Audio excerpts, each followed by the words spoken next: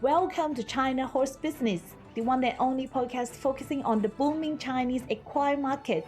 Bringing to you by two experts of Chinese equine industry, Zoe King and Wen Li, from Shanghai and Beijing, introducing China to the world. Hello, Wen. What's up? I'm doing great. How about you? What's going on in Shanghai? The spring is approaching. The weather is so fantastic. Everyone is going outdoor here. Definitely good season for horse riding. For sure.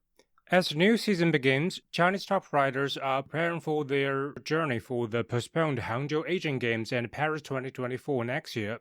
Let's join in Hangzhou in today's China News session.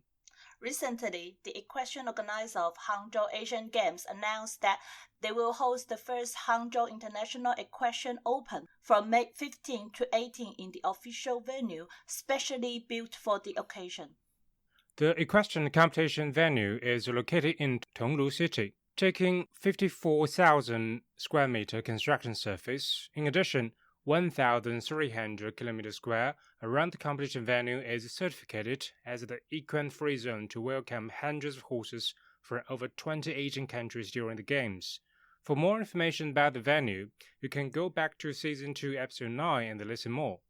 This Hangzhou International Equestrian Open aims to test the facilities and operation team. 48 horses will be imported by the organizer from Europe directly to the venue.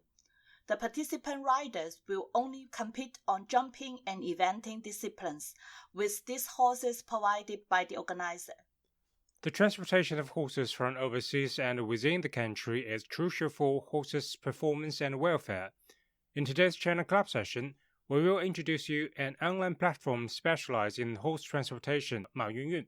This company is from Hangzhou City, Zhejiang Province. They focus on horse transportation, covering several activities: horse track sales and loan, horse transportation sharing. They launched a mini program on WeChat on which riders and horse owners can easily buy, rent, and find a horse track to fulfill their different horse transportation needs. The horse transportation sharing is the activity which depends much more on digital solution. The track owners and drivers can share their itineraries and vacancies on the platform, and riders and horse owners can find suitable vacancies on the track for their horses. This is no doubt a very innovative and digital solution.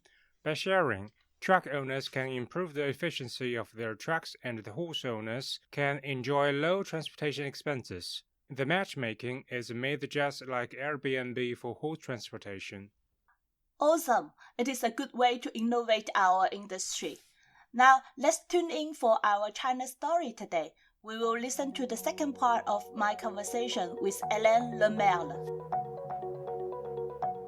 When the COVID time came, you have time to pause, you have time to think what the Chinese equine industry needs exactly.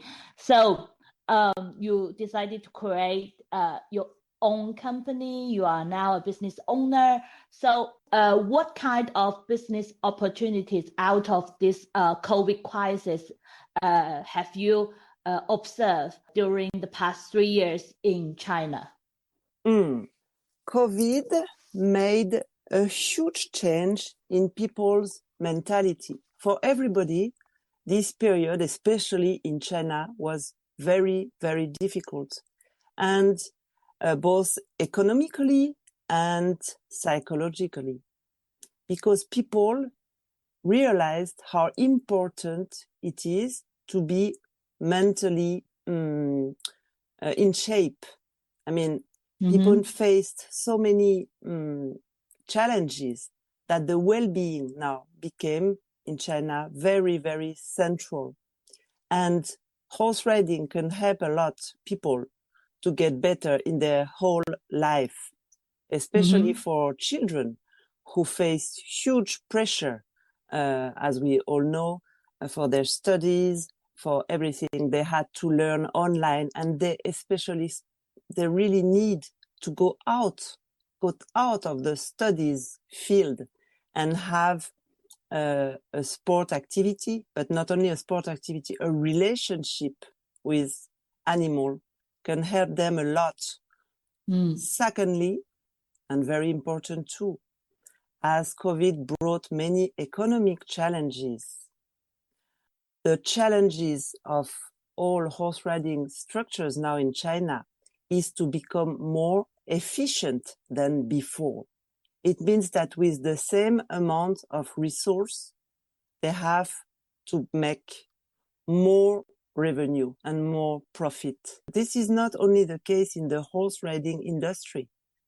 Everywhere in the world, when the economy is not as good as before, this is the time to think about how to become more efficient in order to survive.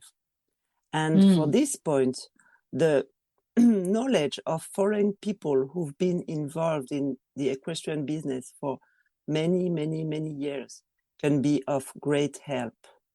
It's just to explain our role in this, because us, Didu Consulting, as a consulting company, we work with many professionals in the field, foreign professionals that are here in China, but also foreign professionals that are outside of China. So we combine the knowledge of all actors to be able to be stronger and help more Chinese companies to get their horse riding business more efficient. Yeah, totally. I think it will be a great help for them, and also to simplify and to help to assist in the exchange of Chinese and international professionals, especially now China reopened its doors, international travels became possible and easy again. So I believe there will be more exchanges in these upcoming years. There will be a lot of opportunities. Business are coming back. So it will be a great time to visit China and see what's happening in China again. Yeah. And the challenge that the foreign companies and foreign professionals might face with China is the cultural gap.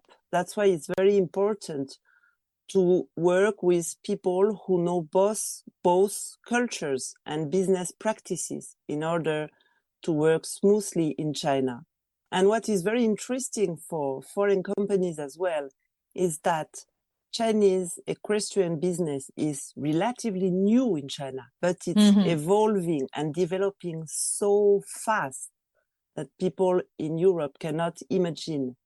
And I think for European companies working in the equine industry, there is a lot to learn from Chinese horse riding businesses as well. It's not a one direction process. You know, as you know, Chinese people are very good in business. And if we take the example of the quality of service, horse riding structures in China provide incredibly good service.